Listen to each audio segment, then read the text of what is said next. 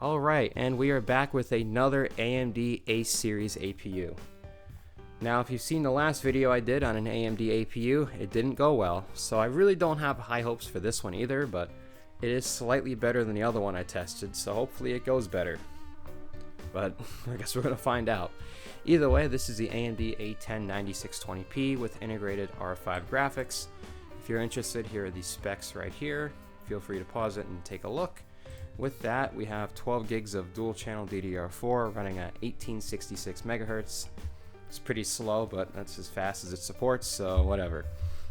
If we take a look over here on the R5 mobile graphics tech power up page, apparently the graphics processor is that. I'm not even going to try and pronounce that. It has 384 cores, 24 TMUs, 8 ROPs. Obviously this is all system shared because it's, well, an iGPU. But all that is listed here, so not a big deal.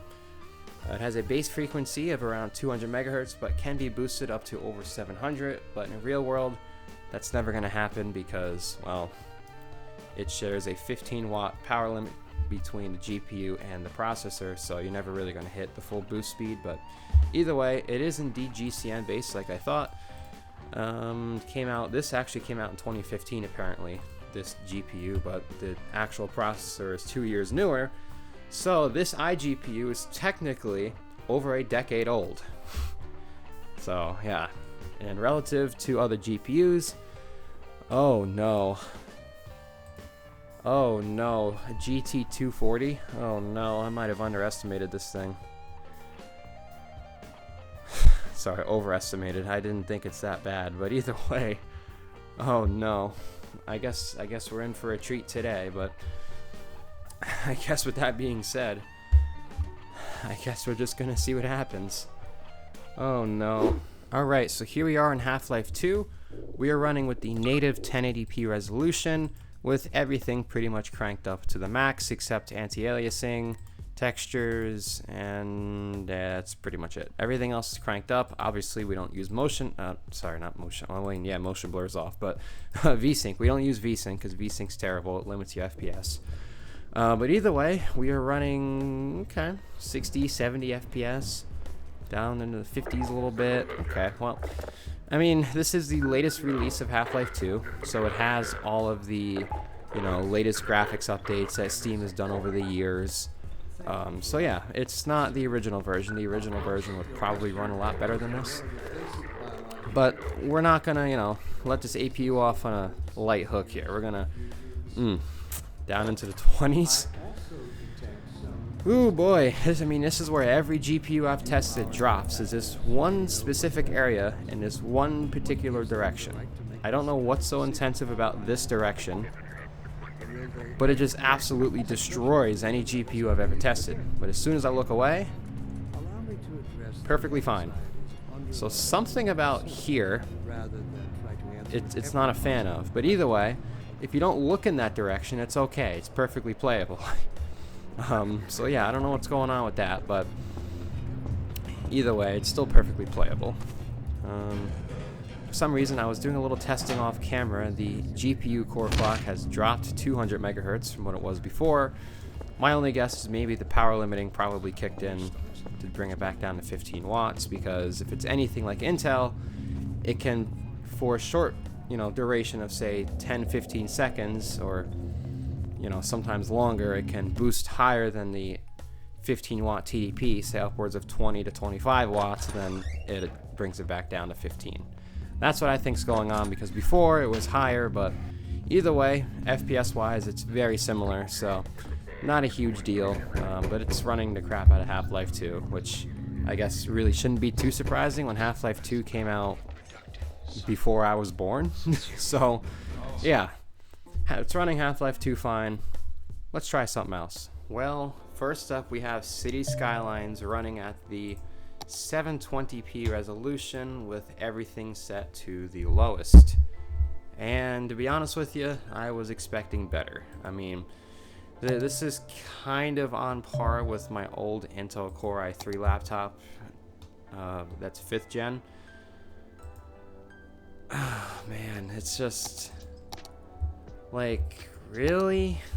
20s at this resolution, at this these graphics, it's like, come on, man, come on. City Skylines 1 is a pretty old game too. Like, why is my mouse? There it goes. Like, I want to say this is, I mean, it's playable. I mean, this is how I used to play the game back before I had my, you know, actual gaming computer, but, man, it's like, I was honestly expecting a little better from this thing, but, what are you gonna do, I guess? I mean, it's playable. I mean, I guess what we could do is we could try loading into a slightly bigger save, like, let's see, let's find one that doesn't have a really big population like that. Definitely not gonna load that. Oh man. Okay, let's try this map. 11,000 population. Let's see how this runs. Well, unfortunately, it seems like the population of 11,000 citizens was proving a little bit too much for this little A10, as it's been sitting here spinning, not progressing from here for probably about 5 minutes now. The RAM usage has stopped climbing, and it's just doing this. So unfortunately, it seems like City Skylines, if you want to limit your cities to 10,000 or less, it'll probably be playable, but yeah, that's about it, unfortunately. So with that being said, let's try another game. Alright, here we have the latest version of Minecraft, which at the time of recording is 1.21.11, and I just loaded into a save, and well, here we go. Alright, let's go over the settings real quick. We are running with the fast quality preset with the render distance turned up to 12 chunks, and everything else is, well, basically all the way down. So I mean, it is Minecraft, so it doesn't really matter, I guess, but oh no. Oh man, this is Java, so I mean, if we were playing Bedrock it might work a little better, but like, who the fuck plays Bedrock? If you played Bedrock, like, there's something wrong with you. But anyways, I don't know if you saw that, but this thing is chugging so hard, the Steam notification took a few seconds to load in. I can't say I've seen that one before. But yeah, let's try and get down on the ground here with, oh, there we go. Let's just give it another few seconds to hopefully finish uploading in all the chunks and whatnot, but okay, this is getting a little better. A little better, okay. Okay, so it's kind of playable now, I'd say. I mean, other than the ridiculous frame times, which you can definitely see in the recording, and you can also see the frame times there spiking really high. Oof, that's a big stutter. I mean, it's kind of playable. I bet you if I turn down the render distance a little bit more to say maybe 8 chunks by, sure, 8 and 10, let's see. Okay, so we're getting a decent frame rate now. I mean, it's still stuttering, but it's stuttering less, so you can technically play the latest version of Minecraft on an AMD APU from 2017, I think it was? Yeah, 2017. So, I mean, is it a great experience? Definitely not, but if you really want to play Minecraft and you just so happen to have this laptop or a laptop with these specs, you can absolutely play Minecraft on it. Just, you know, keep expectations low, keep your render distance relatively low, turn everything down to fast, and you can actually have a okay enough Minecraft experience. But before we do that, let's go ahead and try going to the Nether just to see how long that takes to load in, and then see how that runs, because the Nether is completely different after all. So yeah, I do apologize if you can hear my keyboard and mouse in the background. It's just this microphone is obscenely sensitive, and yeah. I also want to apologize if you can hear any fan noise in the background from my other laptop I'm using to capture this through my capture card. That's I don't know why the fan's always so aggressive on that thing, even though it's probably only running. Oh boy. Oh boy, this is awfully slow. Awfully slow. Okay, so as long as you give it a long time to render, it's definitely playable. The Nether is Are we done? Okay, we seem to be mostly done loading and everything. So yeah, if you want to play Minecraft on an AMD A10, you technically can. I mean, is it playable? I mean, it kind of depends who you ask. In my opinion, it's playable once you let it load in enough, but it definitely could be worse. It definitely could be better. So yeah, I think that's enough Minecraft. I think we're going to try one more game because I don't really feel like torturing myself with this garbage anymore. And we're going to go out with a bang. We're going to try GTA 5. Alright, and lastly we have GTA 5 running with the 1024 by 768 resolution with apparently a mixture of very high, and normal settings. This is what the game preset and automatically did. So we're going to see how it runs this, and then we can make some changes based on that. So as we can see, starting off here, we are not doing so hot. I don't know why the game would auto set that high like that.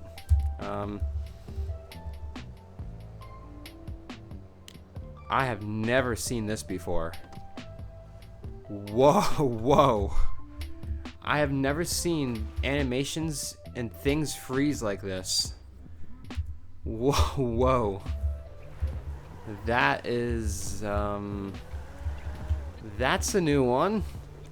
That's definitely a new one. I can't say I've seen that one before. It does seem like we are CPU bound, so I don't think lowering the settings is really gonna do much, but I guess for shits and giggles it can't really hurt to just drop the settings the rest of the way. So we're gonna put everything to the absolute lowest, and hopefully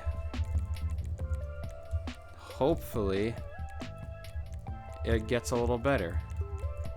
But personally, in my opinion, since it seems to be a CPU issue, I don't think that's really gonna happen. But I guess we won't know until we find out.